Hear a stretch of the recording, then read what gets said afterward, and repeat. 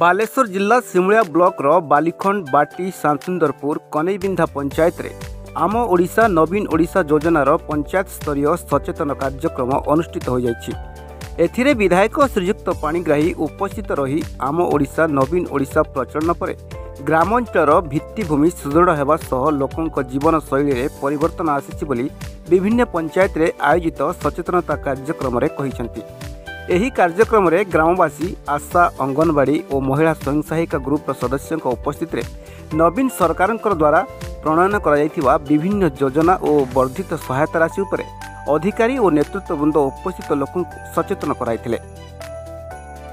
देखो ये जनसचेतनता कार्यक्रम राज्य सरकार माननीय मुख्यमंत्री द्वारा जो सब योजना होती ये योजनार सुफल रूपायन एवं जनसाधारण भितर एक अवेयरनेस डेवलप करने ये कार्यक्रम सबू पंचायत होची 22 गोटी पंचायत हम एवं खैरा 37 गोटी पंचायत हम ये लोकंकर मो सरकार रे जनसाधारण हेले सर्वाग्रे ये 5T रो जो चार्टर अच्छी तार जो इम्प्लीमेंटेशन होची जहाँदे माननीय अध्यक्ष श्रीयुक्त VK पांड्यान महोदय सबु क्षेत्र में जनसाधारण को अग्राधिकार दि जाइए। तेणु ये कार्यक्रम में आपण मैंने देखिपे हजार हजार संख्यार जनसाधारण आसी सहभागिता सहित आगामी दिन में किभली से जड़े जड़े बिंधाणी हे ये नवीन ओडिशा गठन क्षेत्र में या एक शपथ नहीं जाऊँ।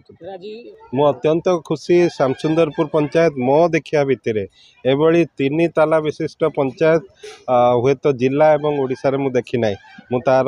सुफल कामना करुच्ची। जनसाधारण माने समस्ते ये पंचायत गठन दिगरे जहाँ 2017 मसीहा माननीय मुख्यमंत्री अनुमोदन क्रमे होता तार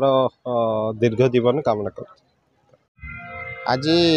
आम बाटे ग्राम पंचायत कार्यालय परिसर में आम ओडिशा नवीन ओडिशा सचेतनता कार्यक्रम अनुष्ठित होता।